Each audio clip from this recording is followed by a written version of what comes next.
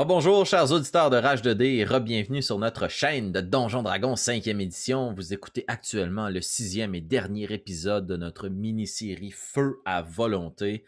D'abord et avant tout, je tiens à ce que l'on remercie conjointement, vous, public, et moi, notre joueur invité, Alexis Huard, qui se prête au jeu afin d'incarner Joseph Carpentier-Boisjoli. Et c'est le public qu'on remercie, c'est le public qu'on remercie. Ben Moi, voilà, je m'amuse, là. Moi, je m'amuse. c'était la prochaine chose, Alexis. Joseph Carpentier et moi, on vous remercie, cher public, d'être fidèles au poste.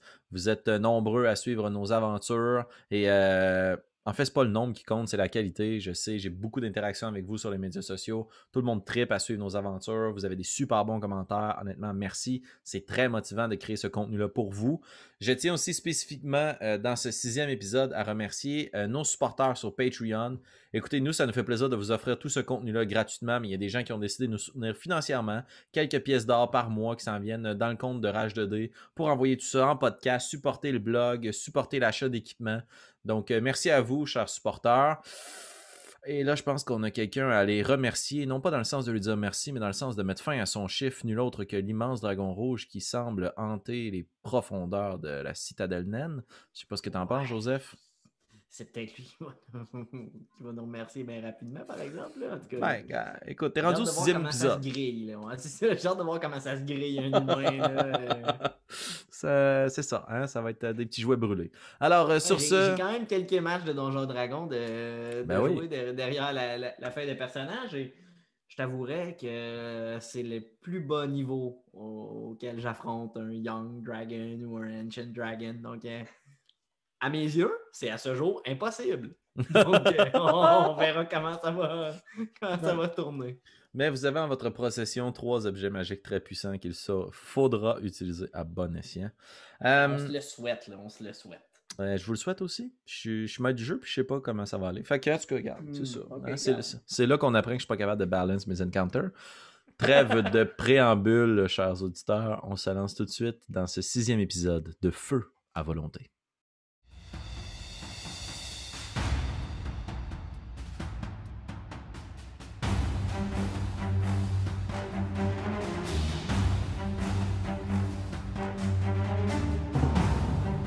Tandis que Joseph Carpentier-Boisjoli a reçu, il y a environ 2 jours, de la main du prince Rembrandt de l'Aigle, la mission de retrouver le Brasero éternel dans les profondeurs de la citadelle abandonnée naine du pic de la dague.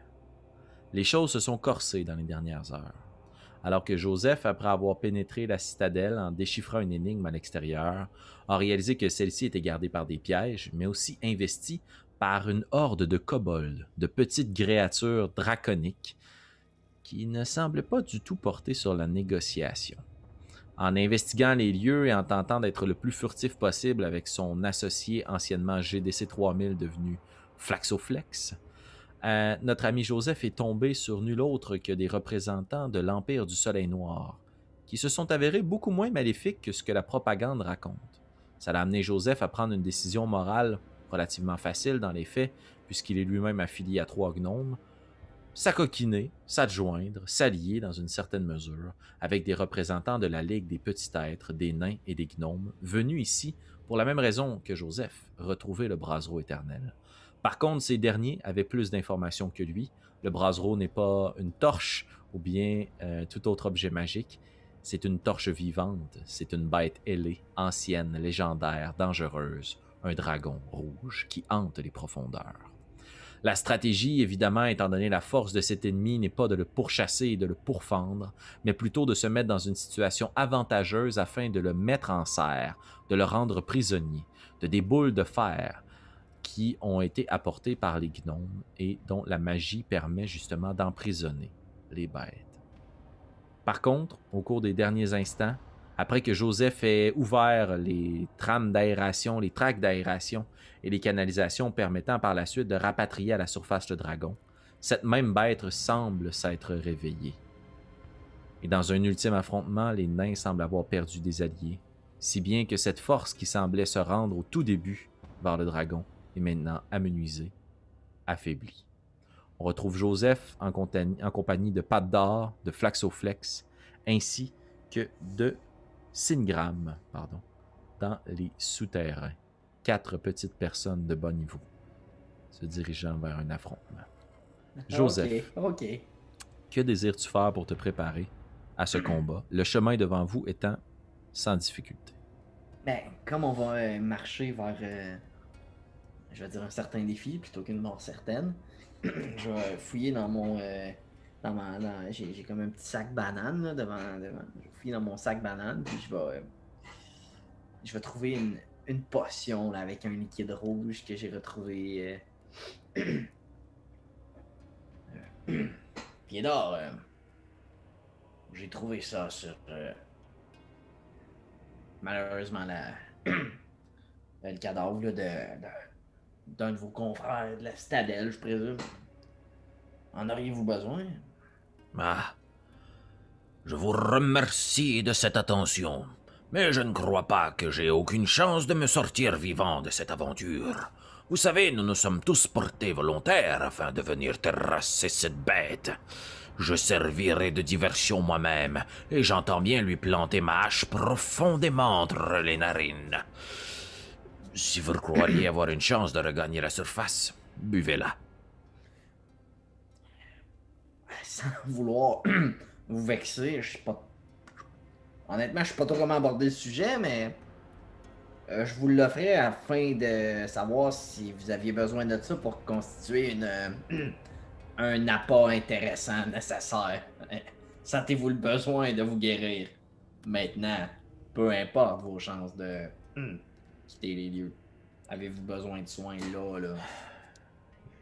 Le sang que je porte sur mon visage est majoritairement celui des kobolds que j'ai pourfendus. Certains d'entre eux m'ont percé, mais rien qui mérite des soins autres que ceux que Singram peut me prodiguer. Ok, c'est ça ma question. Fait que je vais ouvrir la potion, puis je vais en boire un bon coup. Et donc c'est 2d4 plus 3, n'est-ce pas? 2d4 plus 2, je pense. 2d4 plus 2, ouais. J'y allais de mémoire, je m'excuse. Non, it's alright.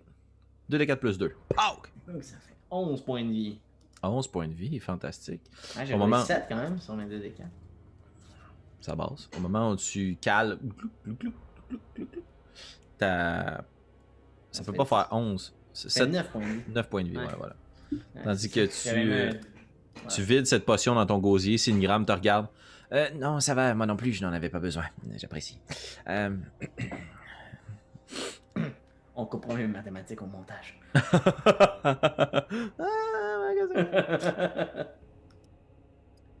Maintenant que tu es soigné, ce liquide qui coule à l'intérieur de ta gorge te réchauffe, te revigore, sans nécessairement dire que tes plaies qui ont été assénées par les kobolds se referment, les ecchymoses sur ton visage, ton épaule disloquée plus tôt dans la journée semblent moins t'affecter. Bref, tu sembles être légèrement guéri.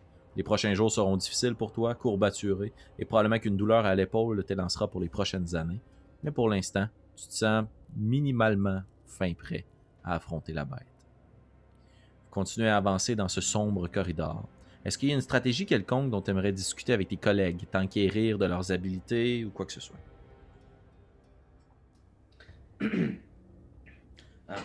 Pied d'or, je vois en termes de stratégie militaire, mettons, face au gros lézard, là, c'est... Elle voit le plan de match charpentier, moi.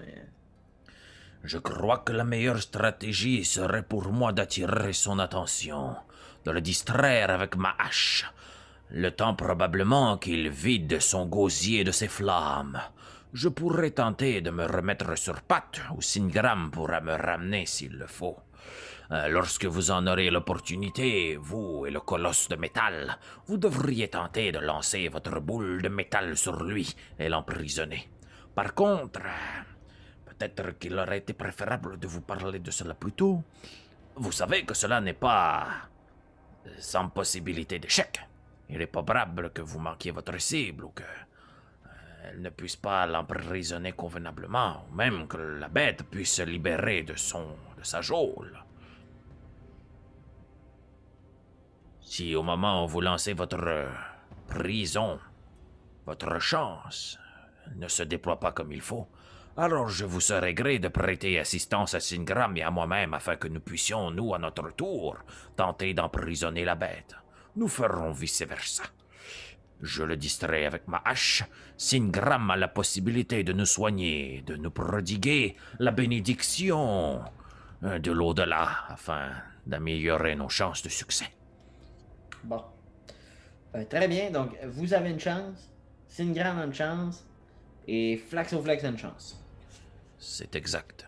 Auquel Et cas... est-ce qu'on est mieux des...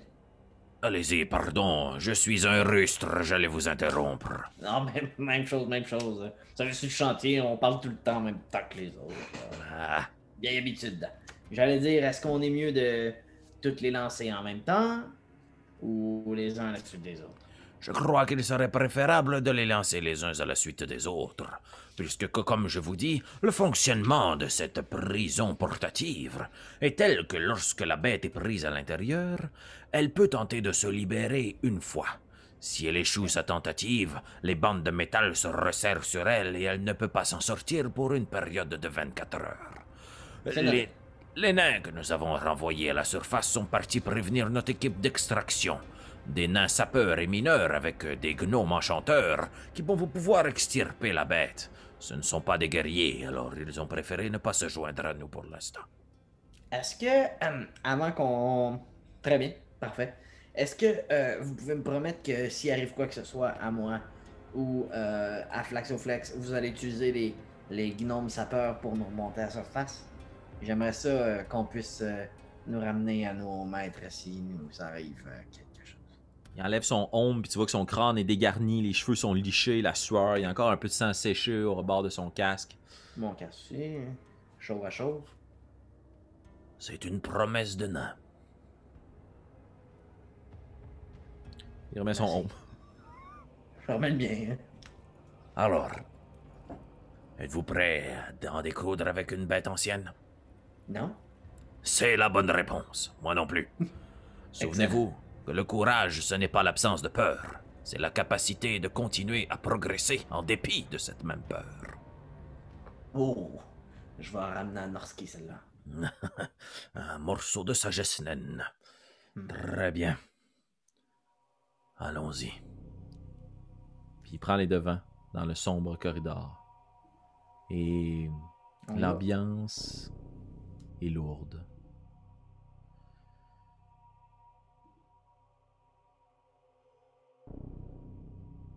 Tu prends conscience peut-être pour la première fois depuis les dernières minutes ou la dernière heure du silence pesant, omniprésent autour de vous.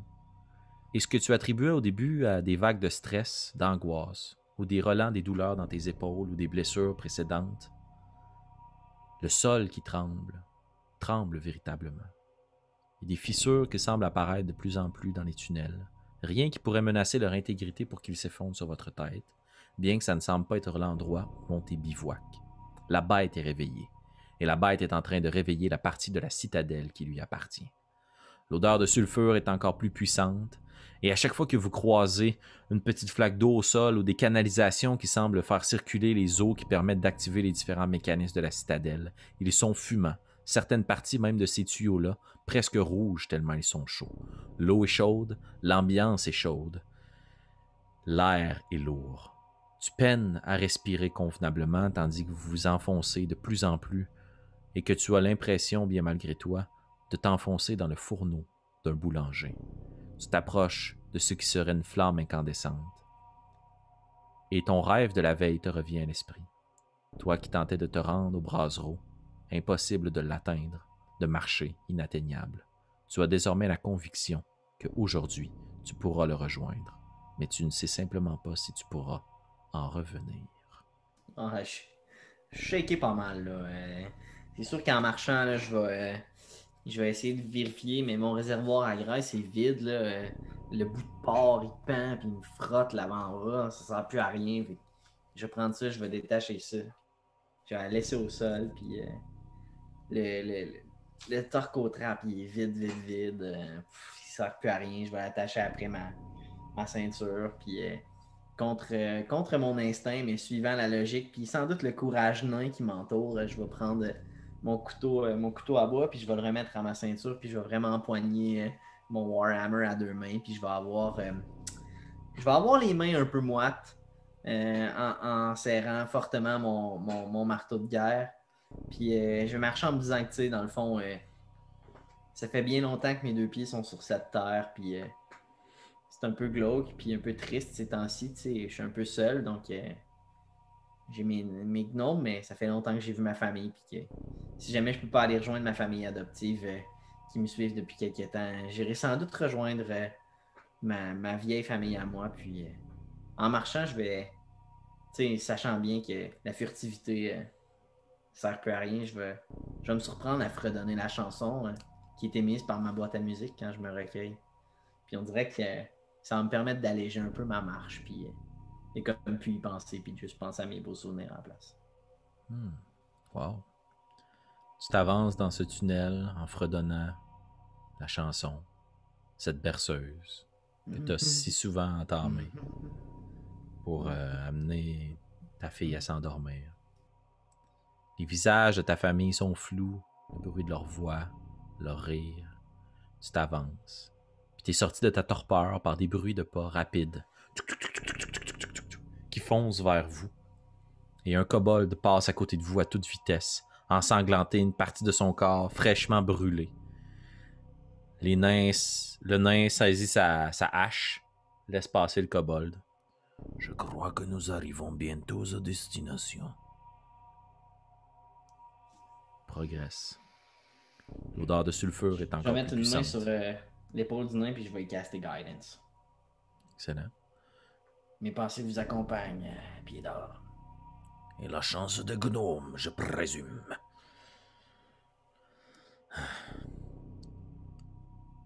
Ce fut un plaisir de combattre à vos côtés. Il est maintenant temps d'en découdre et de libérer notre citadelle. Je vais rentrer d'abord. Cachez-vous dans les ombres et tentez de me rejoindre par la suite. Et le tunnel débouche dans une grande salle. Puis tu remarques autour de toi, dans les tunnels et dans les corridors, ce qui semble être des traces de griffes très profondes. Comme si cette partie-ci des tunnels n'avait pas été excavée par les kobolds, mais bien par le dragon lui-même. Le tunnel est assez large et, comme je te dis, l'odeur de sulfure est omniprésente. Et tu te surprends à apercevoir, à quelques endroits, sur des petites brindilles qui poussent à travers la terre, là où la vie tentait inexorablement de retrouver sa place, des flammes vives. Tout ce qui vit ici brûle. T'empoignes ta gourde pour essayer de te désaltérer un petit peu. Tu bois, l'eau est très chaude, presque entièrement évaporée. Ta gourde elle-même est chaude. Le Warhammer que tu possèdes est chaud.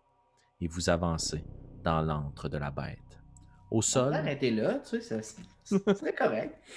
Au sol, tu commences à voir apparaître à quelques endroits des objets scintillants, de petites pièces qui commencent à former ce gigantesque trésor.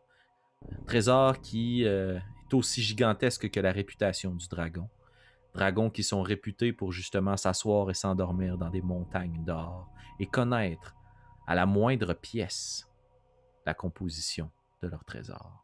Au moment où vous arrivez dans la salle, vous voyez un gigantesque jet de flammes qui brûle et la carcasse d'un kobold qui est projetée contre une paroi.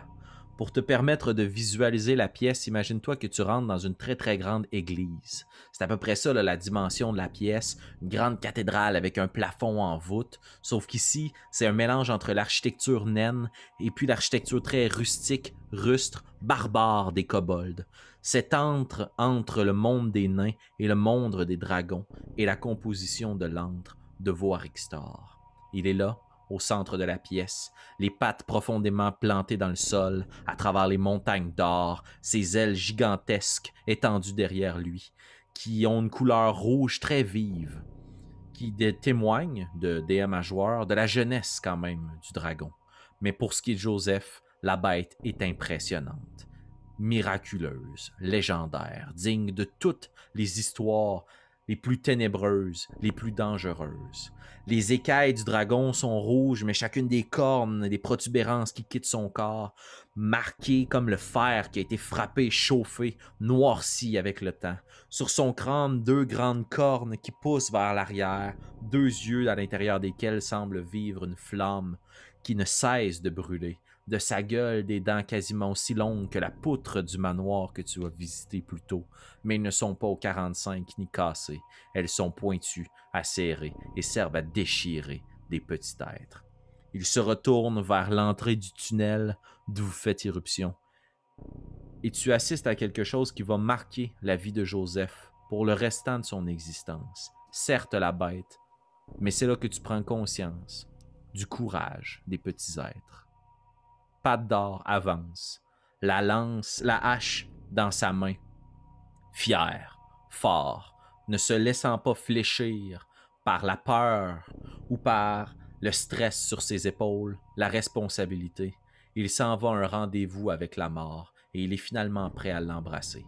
Il chante un chant nain puissant à l'honneur de sa famille, récitant les noms de ses ancêtres, puis il avance vers la bête, et au bout d'un moment, il lève sa hache dans le ciel. « Vorixtor, je suis ta fin. Viens à moi, car ma hache retrouvera sa cible. » Il fonce vers la bête ouvre les ailes et commence à descendre vers le nain. Et sur ce, Joseph, tapis dans l'ombre, je t'invite à rouler. Initiative. Ouf, ok. Quelle description. Ok. Ah.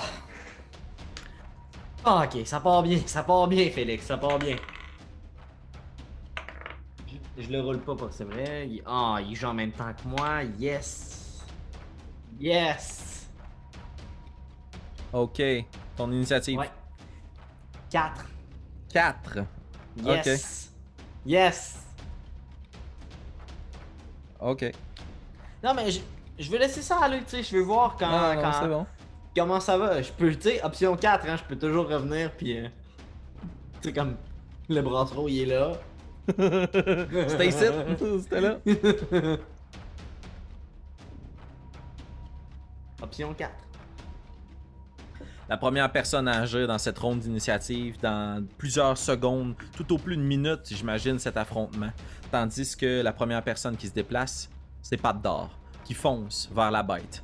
Et tandis que la bête ouvre les ailes, tu vois que Pat d'or, qui est tout petit en comparaison, la bête n'est pas non plus gigantesque. Okay? C'est une créature assez large, mais dû la jeunesse du dragon, on parle pas ici d'une bête ancienne avec 600 points de vie. C'est probablement le seul dragon qui habite encore dans le royaume, ou l'un des seuls, mais il n'est pas très vieux.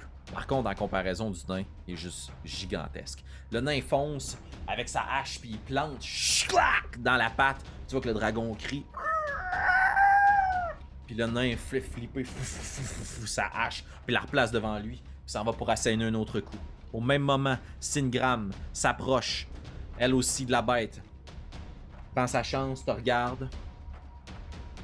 Décide plutôt de se rapprocher de toi et de Flex. Va placer la main sur Flex, l'autre main dans le ciel. Tu vois que ses yeux deviennent blancs, comme si une lumière l'enveloppait. Par la bénédiction des petits êtres, puisse cette balle trouver sa cible, et puisses-tu, Flexoflax, retrouver la force des miens. Flaxoflex, Flexoflax, Floxaflix, est maintenant investi du pouvoir des petits êtres. Joseph, tu parles avant le dragon. Wow! Que fais-tu? I know. Wow! Roll the natural one on his initiative. Ok. Ok. Écoute, il n'y a pas meilleure distraction. Flaxoflex, il va utiliser notre action commune pour lancer sa chance. Excellent. Alors, je vais juste retrouver le bon modificateur pour être certain. Parce que, pour utiliser cet item, il s'agit de ton modificateur de base de dextérité, ainsi que de ton modificateur proficiency. Le proficiency de Flaxoflex, c'est le tien. Ok. Le modificateur de dextérité, c'est +1. Donc, je t'invite à rouler un jet d'attaque +3. La marque à atteindre, 17. Ça le fera pas 11. 11. Il prend la balle de métal. Le bras se décharne comme s'il n'y avait pas d'épaule. Il accumule la vitesse, puis il laisse partir la balle.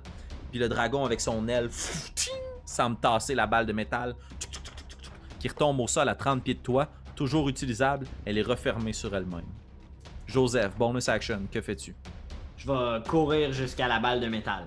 Puis je vais essayer de la prendre. Tu cours jusqu'à la balle de métal. Pour récupérer l'item, je te le permets, ça va être ton bonus action. Tu pourras pas la relancer. Tu récupères cette balle. Tu es la prochaine personne qui pourra potentiellement la lancer.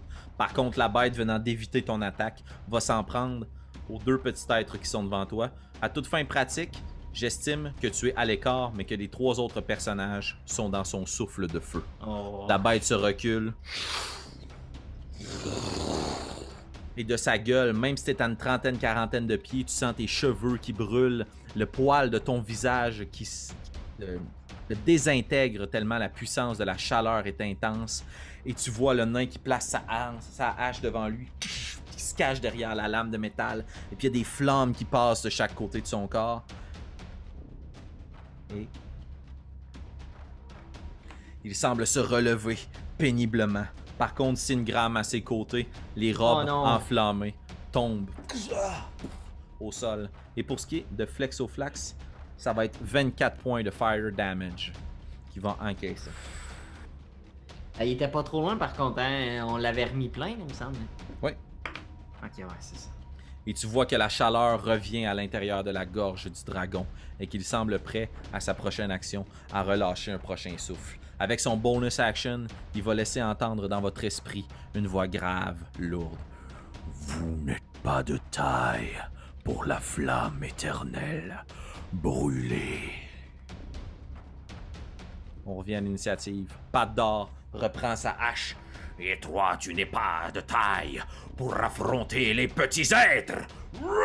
Il va laisser retomber sa hache sur la patte. Un cri gigantesque qui se fait entendre dans la pièce. La patte gauche du dragon semble lourdement endommagée, saignée, des cicatrices qu'il conservera pour le restant de sa longue vie, s'il en a une.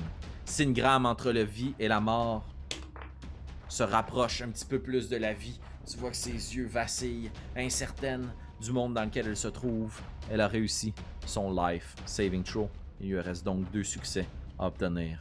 Joseph, Flaxoflex, que faites-vous? Flaxoflex, dans son firmware, de programmer très très proche de son cœur, a ce qu'on appelle le Save G.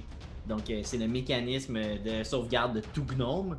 Donc, il va utiliser son Save G pour s'en aller par-dessus Syndrome, puis il va essayer uniquement de la couver, en fait, comme il le peut.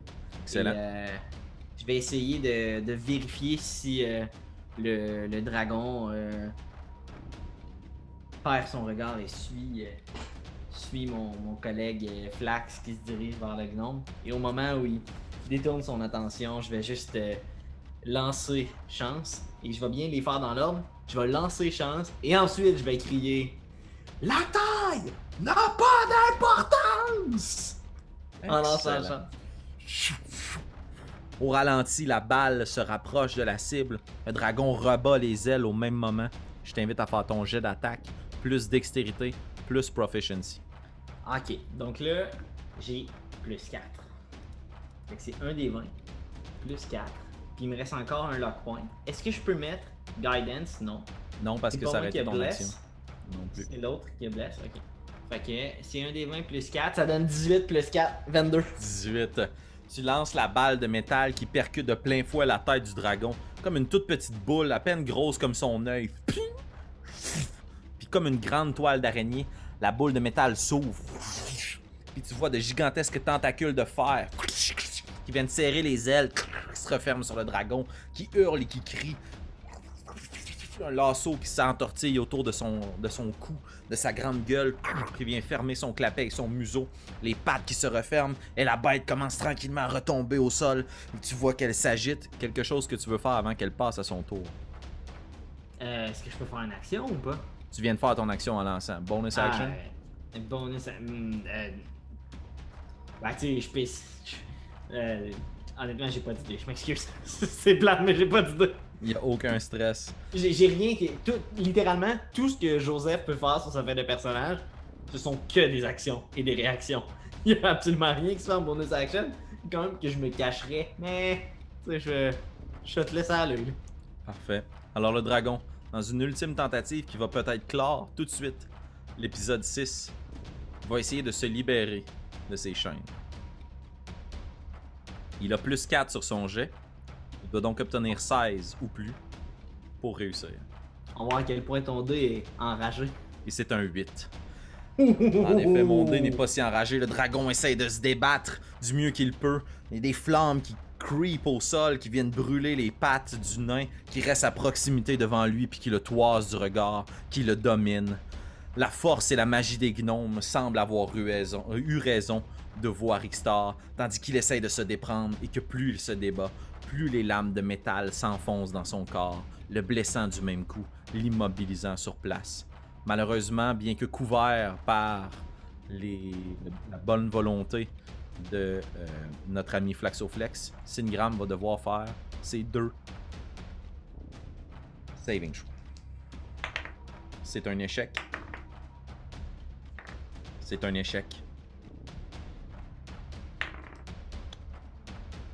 Et tu vois que surplombant le gnome, Flaxoflax va prendre dans ses mains la dépouille, inanimée, désormais, d'un gnome qui, afin de pouvoir reprendre la cité, la citadelle qui a anciennement appartenu aux siens, vient de laisser sa vie.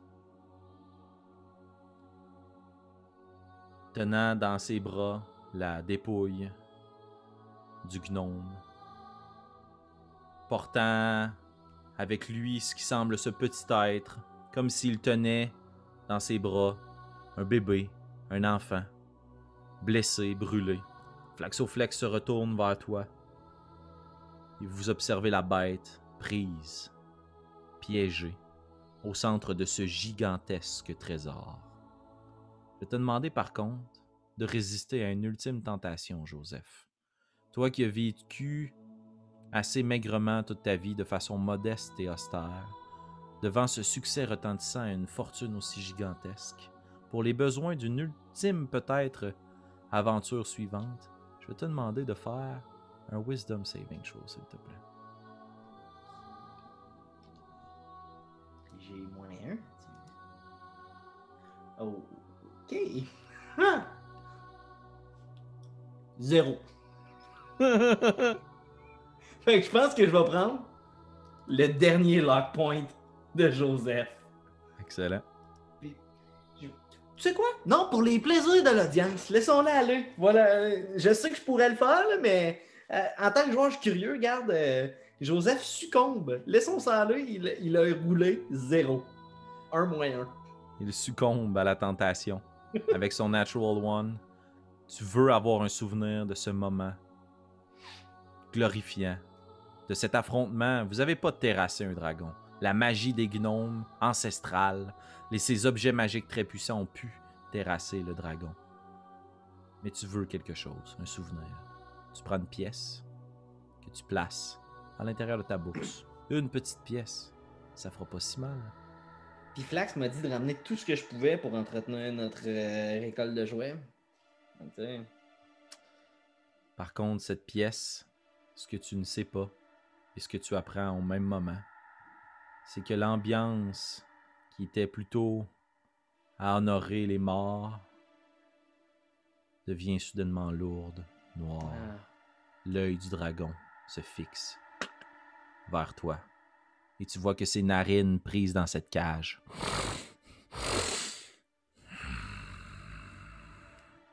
Je me souviendrai de toi, petit être. Je dévouerai mon existence à te retrouver. Crains la flamme éternelle. Peux-tu lâcher la pièce? Trop tard, même si tu lâches la pièce, il a su que tu as voulu dérober quelque chose de son trésor. Si tu veux, tu peux la laisser sur place, mais une chose qu'il ne laissera pas derrière, c'est ton odeur et le souvenir de ta présence. Au cours des prochaines minutes, tout va très vite. Pat d'Or se rend compte que son fidèle compagnon, sa fidèle compagnon, Singram, a succombé à ses blessures en plein milieu de ce champ de bataille, étant la seule à pouvoir se prodiguer des soins. Malheureusement, vous avez perdu un autre membre de la Ligue des Petits Êtres. Et Joseph, lui, a réussi à capturer une bête gigantesque et mythique. Joseph, quelle est ta décision à partir de maintenant? Tu vois qu'il y a un instant de tension et d'incertitude entre toi et Pat d'Or, bien que vous vous êtes fait une promesse. Avec sa hache et l'adrénaline qui pompe ses veines, il veut savoir obtenir une approbation de ta part. Honoreras-tu ta parole? Laisseras-tu le dragon derrière? Je vais, je vais regarder Pat d'or dans les yeux, puis je vais, sans dérober son regard, sans le lâcher du regard, je vais m'avancer vers lui. Puis je vais mettre ma main sur la dépouille de Singram, la regretter. Puis je vais lui fermer les yeux, puis je vais dire un pour tous. Et tous pour Gnome. Tous pour Gnome. La meilleure des chances, mon chum. Je te souhaite vraiment que tu puisses reprendre ta citadelle, puis je sais que ça vient juste d'arriver, mais Singram m'avait dit pouvoir contacter la compagnie des Trois Sceaux, donc si jamais tu trouves le moyen de nous contacter, Nugroik, ça me fera plaisir de rediscuter avec toi. Ton courage va vraiment marquer mon imaginaire. T'as gagné tout mon respect, puis je te souhaite la sincère meilleure des chances. J'apprécie vos honneurs et vos hommages, Seigneur homme. Sachez que dans notre rencontre, j'ai repris un brin de confiance dans ces grandes jambes et ces grandes pattes qui peuplent le monde. Il semblerait que de votre hauteur, vous ne faites pas que de mauvaises choses. Ben, vous savez, avoir le cœur sur la main, ça n'a pas de taille. Vous avez juste à trouver les bons humains, puis s'il vous plaît, appelez-moi plus jamais Monseigneur. Moi, je suis un charpentier, puis ça doit être pour ça que vous m'aimez bien, parce que je me prends pas pour un autre. Moi, ça va être Joseph. Puis vous, vous allez être Monseigneur parce que vous l'avez mérité, mais moi, je suis juste Joseph. Eh bien, Joseph, cela ne vous déplaise, vous aurez toujours une place à ma table, mais je serai désormais seigneur de la citadelle du pic de la dague. Nous reprendrons ce bastion en catimini, extirperons le brasero de l'Éternel. Je vous laisse formuler la réponse que vous désirez au royaume de l'Aigle, mais nous reprendrons ce poste de défense. Moi, je reporte pas au royaume de l'Aigle. Moi, je me ramène à mes boss. Mais je n'ai jamais parlé du royaume de l'Aigle, mais... Ah, c'est vous qui voyez. Eh bien, je croyais que vous étiez tous unis sur la même bannière. Cela veut dire que leur décision d'unifier le peuple commence peu à peu à s'effriter. C'est une très bonne chose pour nous. Mais moi, j'aurais pas le choix. Hein. Je suis lié par contrat à mes employeurs. Là. Je vais lui dire que c'est ici qu'on trouve le brasier éternel. Fermez la porte, calfeutrer ça, double tour. Mais moi, je vous le dis, là, il va y avoir sans doute d'autres de mes semblables qui vont se présenter ici. J'ai pas le choix. Là. Vous comprenez que je veux pas vous déplaire, pas vous manquer de respect, mais je peux pas manquer à ce contrat-là. Je vais divulguer l'emplacement de l'entrée vers le brasseau éternel. Si vous êtes capable de fermer la porte ou de changer le code, là, ça aiderait. Là. Un chèvre, c'était tranquille, c'est écrit sur la porte. Nous n'avions pas besoin de postes de défense plus complexes. Ah. J'armerai les balistes. Donnez-nous le maximum de jours que vous pouvez. Moi, ce que je sais pas, je le dis pas. Hein, fait que tout. Pas de baliste. Moi, je connais pas ça. On se parle plus. Puis moi, je dis ce que je sais. Puis ce que je sais pas, je peux pas le dire. Hein. Je vais faire un gros clin d'œil au maître. Nous ne nous sommes jamais vus dans les profondeurs de la terre. Moi, et vous avez aperçu une bête que vous n'avez pas pu terrasser. Je vois jamais rien. Et lorsqu'ils se rendront jusqu'ici, eh bien, la bête ne sera plus. Mais une autre bête y sera. Et elle aura une botte en or. Et elle leur bottera les fesses. Je vous invite à prendre le chemin inverse, l'escalier qui remonte jusqu'à la surface. De là, vous pourrez suivre les sentiers qui font le tour de la montagne et retrouver l'entrée de la porte de la chèvre de montagne. Ce fut un honneur, Joseph Carpentier. L'honneur est pour moi, Pied-d'Or. Ne m'en voulez pas, je ne vous accompagnerai pas tout de suite. J'ai à discuter avec cette bête qui a mangé tous mes ancêtres. Ouais. Et tranquillement, en laissant derrière toi le corps de Singram la regretter, en ayant à tes côtés nul autre que Flaxoflex, maintenant entièrement dévot à ta parole et tes consignes. Les corridors et les souterrains, ce réseau chaotique qui semblait être jadis surpeuplé de kobolds, semble désormais plus sain, plus serein. La présence du dragon semble peu à peu se dissiper.